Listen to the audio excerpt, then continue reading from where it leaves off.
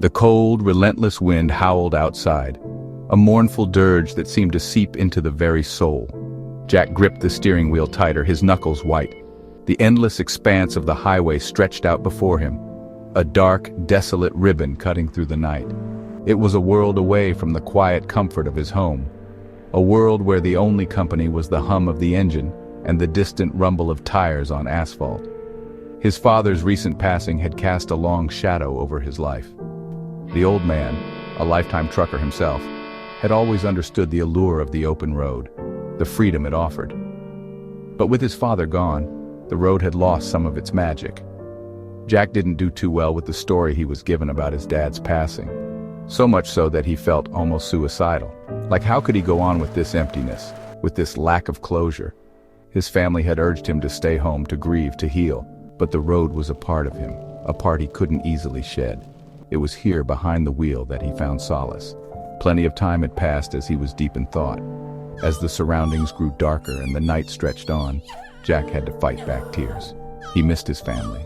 He remembered when he was young how bad he missed his dad when he left. Jack's dad loved the open road almost as much as he loved his family. It was always hard to leave home, but this time it was different. He couldn't explain it to his wife, but it really was like he was being pulled to the truck. He had thought about his dad and how he made Jack help with the maintenance and other tasks. He missed his dad's big truck. He would have bought it, but he didn't have the money at the time. Deep in thought, suddenly a bright amber light illuminated the cab.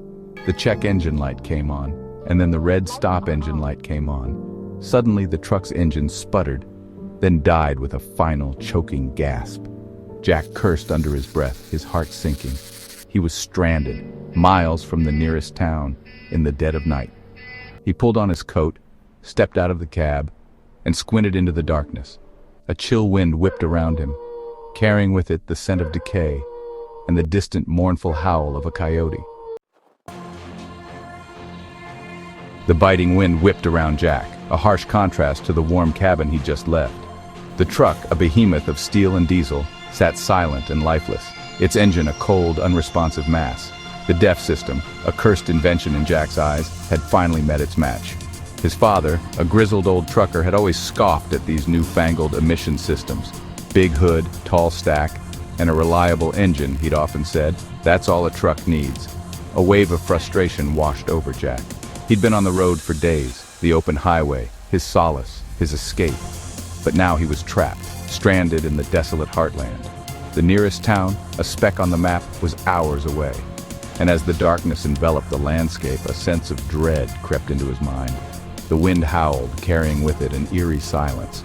The only sound was the occasional hoot of an owl, a mournful dirge in the still night. Jack, armed with a flashlight, ventured into the deserted town.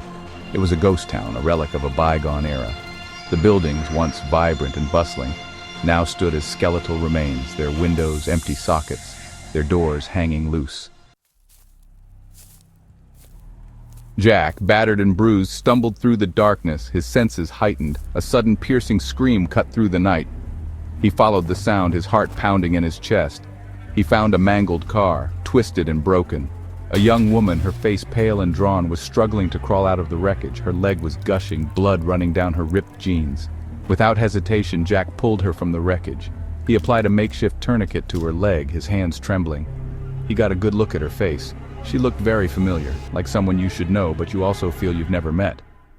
Once she was calmed down, Jack asked her what her name was. Janice. My name is Janice, and I can't explain it, but I felt like I was being pushed to drive out here. That is very strange, Jack thought. Jack asks her if her phone had a signal. She quickly showed him a busted iPhone, its screen mangled. He helped her to her feet and told her he saw some lights earlier toward the west. As they set off to find help, the woman started crying. Jack asked what's wrong. Janice, my daughter, she's sick, a rare disease. She needs a specific gene, a gene my father had. But he died before the procedure. He was a truck driver that died in a freak accident. A wave of shock washed over Jack. His father, a lifetime trucker, had recently passed away in a fiery accident that was nothing less than a freak accident. The woman's story mirrored his own, a tragic twist of fate. Janice, I never met his side of the family. The doctor said she needs that gene or she won't make it. He said that the chances are good that his side of the family may have the gene. I have to find his family, but I don't know where to start. A surge of empathy filled Jack's heart. He understood the desperation, the fear of losing a loved one. Jack, I'm a trucker too. My father just passed too. Little did he know, their shared tragedy was a beacon to the darkness that lurked in the town. The evil spirits, the same ones that had claimed his father, were drawn to the unique gene that flowed through his blood. They sought to eliminate anyone who possessed this genetic marker, a key to unlocking unimaginable power. Together, they limped through the town, the woman's injured legs slowing their progress. The wind howled, the darkness deepened, and the eerie silence was broken only by the occasional creak of a decaying building. As they ventured deeper into the town, they encountered more dangers. A shadowy figure lunged at them from the darkness, its claws outstretched. Jack, fueled by adrenaline and a desperate desire to help the woman, fought back. Jack felt an unimaginable amount of power. From his mind, he felt invincible, and for whatever reason he knew exactly how to slay the beast. The creature, a manifestation of the town's dark energy, was no match for his determination. With each encounter, Jack and the woman grew closer, their shared tragedy forging a bond. They relied on each other, their strength and courage intertwined. Although Janice didn't have the power when they were near each other, she too felt invincible. But what they were about to encounter would haunt their dreams forever. As the light grew closer, they realized it was a flame. No, not a flame. A bonfire. And it wasn't staying still. It was coming at them with incredible speed.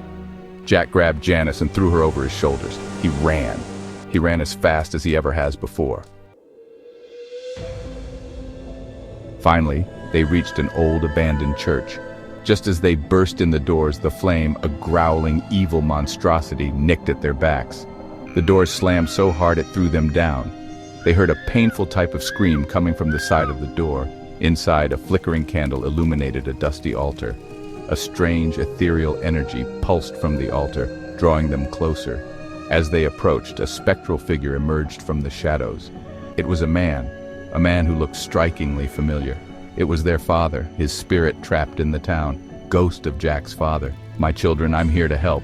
He beckoned the stunned man and woman to follow him. "Jack, Dad, how is this possible? Ghost of Jack's father."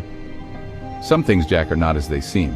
This place, this town, it's a place between worlds, a place where the past and the present collide. He explained that the town was a kind of purgatory, a place where souls lingered, unable to move on until the prophecy was fulfilled. His own soul, tied to the road, had been drawn to this place. He had been waiting for Jack, guiding him, protecting him. He had to bring the two of them together, siblings who had never met, to save the little girl, to reunite a family who never knew each other in this dimension, but have fought side by side for centuries, to preserve the gene, the power to save the world. Suddenly, the doors burst open with flames. Several of the worst monsters you've ever dreamed of filled the room. A battle ensued, a battle between good and evil, between life and death. Jack, fueled by rage and desperation, fought with a ferocity he never knew he possessed. The woman, her fear turning into courage, stood by his side, her love for her daughter giving her strength. Several spirits, emitting the same aura as their dad, came out from every crevice in the church. Now the good guys had numbers.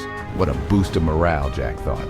In the end, they emerged victorious, the darkness vanquished. The atmosphere turned clear and pleasant, the darkness just not so dark. With their father's guidance, Jack and Janice found an old payphone, a relic of a bygone era. As Jack dialed, a sense of calm washed over him. He knew why he was here. He understood. Ghost of Jack's father. You'll always be a trucker, Jack. The road is in your blood. Learn to use this power for good and teach those you meet how to fight the good fight. He faded into the darkness. The wait for the tow truck was agonizing. Although they were waiting in the abandoned church, it was not heated. The wind howled, the cold seeped into his bones. But he was not afraid. He knew that his father was with him, a silent guardian in the darkness.